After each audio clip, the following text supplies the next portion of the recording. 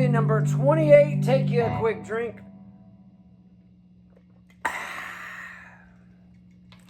What are we talking about today? We're going to talk about the occasions where you find yourself in the two-chord vamp. The two-chord vamp.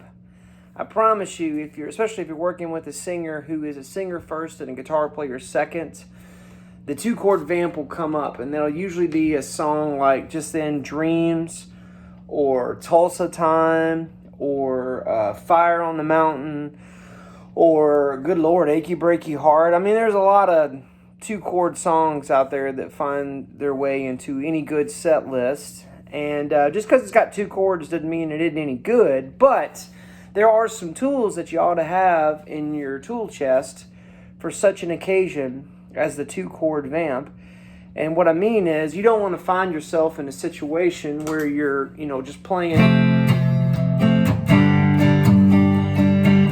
the whole time, right? Because that's got a shelf life to it. That will expire before the song is done as far as the audience level of interest goes. And so you need some things that you can use to elongate that song. And it's funny, if you're watching this and you've played in a band before where, you've had plenty of two-chord songs, those end up being the jammers that just kind of keep going forever, right? Well, a lot of times what you need is some inversions, right? So let's just take that Dreams, for example, which is F and G. If you look at the actual chart for the tune, I want to say after the first chorus, there's a moment where the bass player sort of informs, or because he plays an A, there's an A minor moment in there in the tune. And if I'm wrong about that, comment below, because I don't want to steer you astray. But for the most part, it's F and G, right? And so you've got good old F chord here, right? And then G. Well, the first easy thing that you can do to make that just interesting in and of itself is just play an F add 9, which is basically an F with a G added on to the top of it with the pinky. So you've got index finger on the B string, first fret. You've got middle finger on the second fret of the G. You've got ring finger on the third fret of the D. And then now you got pinky on the third fret of the high E. And that's the Little Wing chord, Jimi Hendrix Little Wing, that moment there. And if you want, you can throw the knuckle of your thumb over there on that low E to catch that F there. And then, of course, you can do the same thing for the G just by sliding that up to the third fret, right? So there's two different ideas for F and G. Another one is this F major 7, which, let's come back to that. You can do an F major 7 right here, which is what I think they do on the record. And that's just index finger on the B string, first fret, middle finger on the second fret of the G, D string, third fret, and then high E is open, right? And then they slide that up to the G, and so you got F major 7 and G6, because you've got a G with the open E on the top of the chord, and that's nice. So you got those two things, and then you can also do an F major 7 right here. I guess it'd be an F major 9 because you got that G right there. And all we're doing here is we're taking our index finger and we're barring across the third fret from the D all the way to the high E, right? And then we're going to take our ring finger and our pinky and put those on the 5th fret, the ring on the G string, 5th fret, pinky on the B string, 5th fret. And that's kind of nice because you got...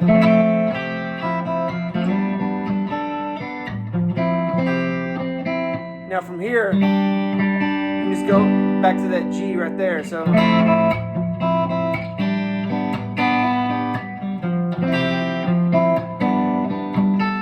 now this, what am I doing there? Well, now I've got index finger again from the D string all the way over to the high E. And then it's like I'm going to build a D chord underneath it, where I'm going to take my ring finger and put that on the 5th fret of the G, basically right where I was with that F major 7, but this time I'm just going to slide my pinky up to the 6th fret of the B, and then the high E is open, and then just slide that up a whole step. So that's your F chord, and then here's your G chord, And then now your index finger is on the 5th fret from the D to the high E, and then your ring finger is on the 7th fret of the G string, and your pinky is on the B string of the 8th fret. So a real quick recap.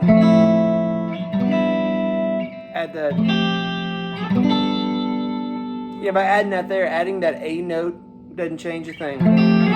Changes the name of the chord, but doesn't, mess up the song.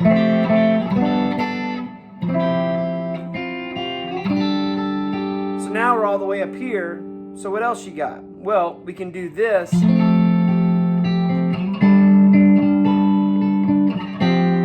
if you think of this is almost like a C add 9, but what I'm doing is I'm using the bar again. So I'm barring on the 5th fret from the D to the high E, and I've got my ring finger on the F note of the 8th fret of the A string. A lot of information. One more time.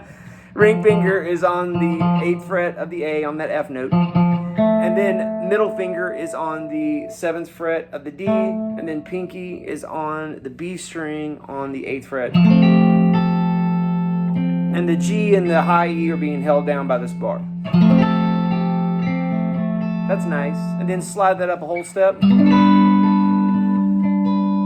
Right? And so now you've got 10th fret of the A is where my ring is. Middle is on the 9th fret of the D. The bar is on the 7th fret from the D string all the way to the high E. And then your pinky is on the B string on the 10th fret. So then from here, where do you go? The little Wind Cries Mary chord. Right? And so I'm going to take my index finger and lay it across the 10th fret from the D, G, and B string. Not even worried about the high E, not even going to play it. And then ring finger is going to be on the 12th fret of the A. And then slide that whole sheboing up to the 12th fret and the 14th fret. So quick recap, you've got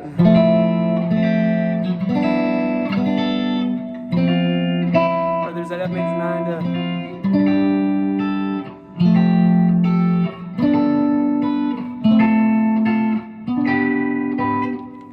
well, I wouldn't use all those at once, but what I might do is, first of all, not play all the time. I mean, laying out on the verses seems like that would make a lot of sense. And, you come around maybe to that first chorus, and you might be right here. Or maybe you've got like an effect like this Strymon Lex, and you're going to... Or even from this F down to that F major 9 there.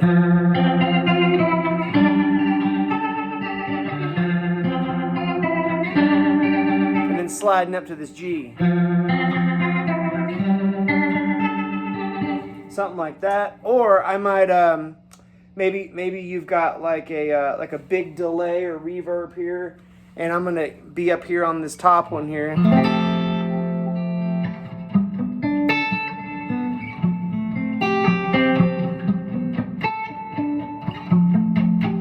Or even something even bigger than that. Let's just throw the mix. So like a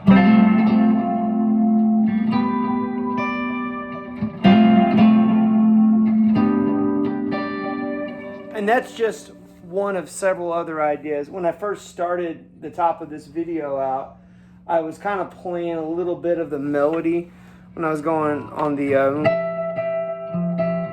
or I see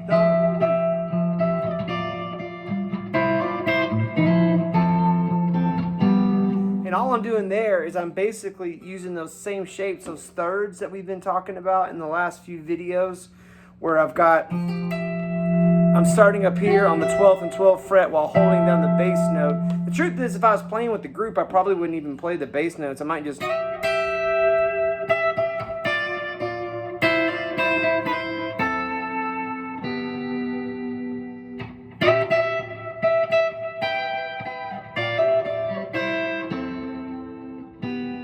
Right? If you hunt around for that, you can find it. If you want me to tell you exactly what that is, comment below and say, "Hey Nate, give me them dreamy thirds," and I'll be happy to give it to you. So there's some ideas right there for a 2-chord vamp. A song like Tulsa Time is another great example, where it's just E and B back and forth. They're Fire on the Mountain. Another great example.